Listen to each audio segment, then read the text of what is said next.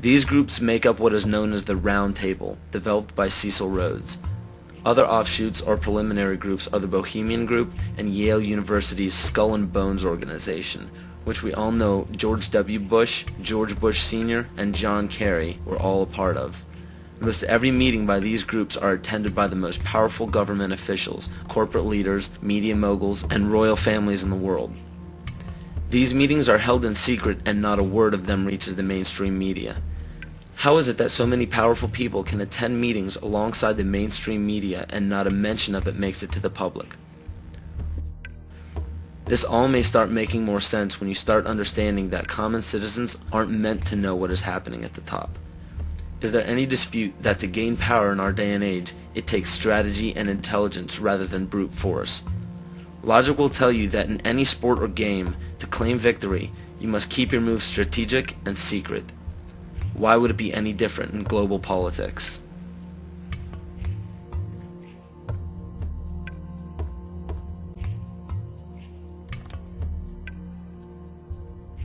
If I bring up Chess Master up here and ask him, what are the principles by which I can become a master of the game of chess, he'll say these 4 things. He'll say that you need a sense of patience.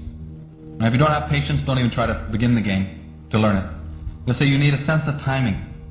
If you don't have a sense of timing, don't open the book. You have to have knowledge of your opponent, right? And then the 4th one that they'll tell you is that you need to have the willingness to make any and all sacrifices. Now, ladies and gentlemen, why are the dark side winning the game? It's because they've got infinite patience. They've been working on one thing for 50,000 years. I call that patience.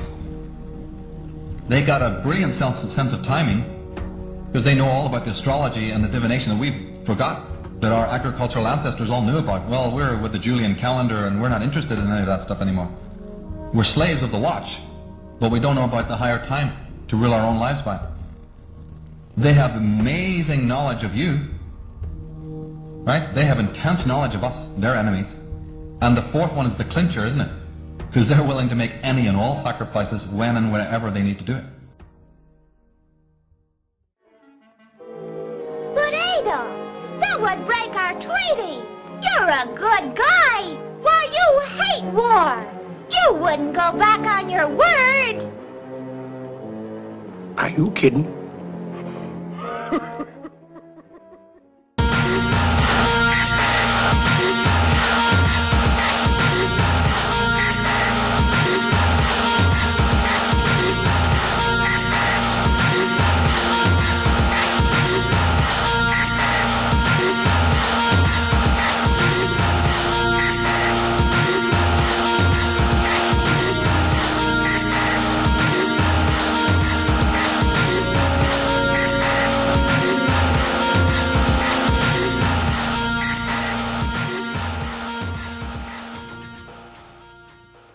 George W. Bush is a direct descendant of Godfrey de Bouillon. The Bouillons were servants of Pope Gregory VII and led the European noblemen into the crusade in order to recapture Jerusalem from the Islamic faith. He became the first king of Jerusalem and Duke of Lower Lorraine, which was known as a major region for the bloodline linked to the Illuminati. Bush is closely related to every European monarch. He is the 13th cousin of Queen Elizabeth and Prince Charles. He also has kinship with every member of the British royal family, the House of Windsor. The House of Windsor is known for abandoning their German names after World War I due to criticism of the people. A lesser-known fact about the House of Windsor, however, is the heavy funding contribution to bring Adolf Hitler to power in the rise of World War II. The swastika is actually a symbol of the sun, referencing to the Sun Order of the occult. The word Nazi is actually Nazi, one of the Anunnaki children of Mother Goddess Ninharsag in the Sumerian texts. And even the word Holocaust is actually Yiddish for burn, sacrifice, offering. Heinrich Himmler was the commander of the SS and one of the most powerful men in Nazi Germany. Himmler was a seventh-ray occultist and was very influenced by the book Astara by George Luns, who was an Austrian mystic. This occult book mapped out the plan for a cleansing of ethnicities and bringing about one race, and to revive the ancient tradition of the Knights Templar of the Middle Ages. The Knights Templar were a group largely killed off by the French monarchy. The remaining Templar created many Masonic orders and secret societies throughout Europe, from which the Illuminati is believed to have originated. It's important to note as well that the Bush family's ancestor, Godfrey de Bouillon, was a Holy Templar himself. To this day, every single United States president, with no exception, has a direct bloodline relation to British monarchs. And on December 20th, 1993, George Herbert Walker Bush was knighted by the Queen of England as a Knight Grand Cross of the Most Honorable Order of the Bath for his leadership in the Gulf War.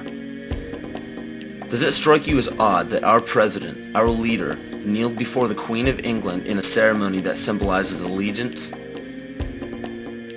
So what does this all mean? It simply means that throughout every major civilization, political power has remained in a select few bloodlines, and it is desperately held in the same manner today. It is openly admitted to the public that major leaders worldwide are part of secret fraternal orders or secret meetings. But what is not disclosed to the public is the purpose of these meetings. So let me spell this out for you. The major leaders from around the world are part of a united effort to remain in power forever. To do so, the people are lured into the trap of perpetual debt, making it impossible to be repaid by the people. So in turn, all property and assets will be repossessed by the debtor. For those of you who are unaware what it means when a government owns everything of yours, it's called socialism. All of this is part of an ultimate goal of the mystery religions.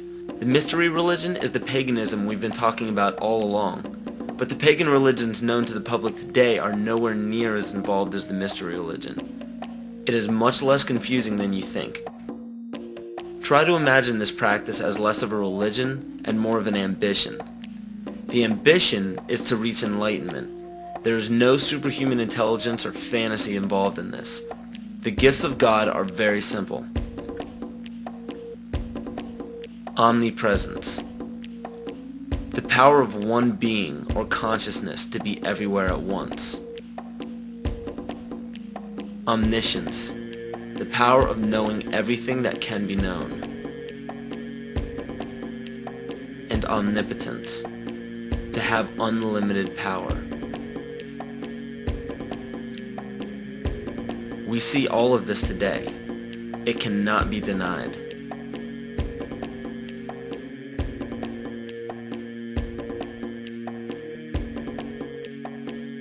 If you still don't believe that the mystery religion is present today, just look around you. There are literally thousands of statues and emblems of ancient religions on every political establishment.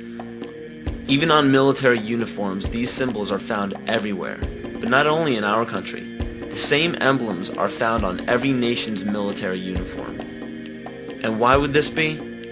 Because a life taken at a chosen time, place, and a specific manner, it becomes a sacrifice. And to further illustrate this point, on March 20th, 2003, President Bush launched a bombing of Baghdad at 5:50 Baghdad time. This lasted into March 21st. It was called shock and awe by the mainstream media, but according to the mystery religion, this date is known as the Eve of Ostara, more commonly known as the spring or vernal equinox. Occultists worship the goddess of the earth, Gaia, on this day. The Druids knew this date as the spring fertility rite, the day of feast.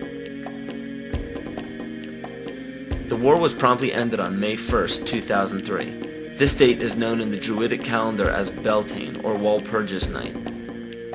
It was named after Saint Walpurga, who was the pagan goddess of fertility. From March 20th to May 1st, the pagan ritual is to give blood to the earth and renew life to the goddess of fertility. What better time frame to declare a bloody war on the days of a ritual sacrifice and end it exactly when the pagan ritual ends? The parallels are uncanny.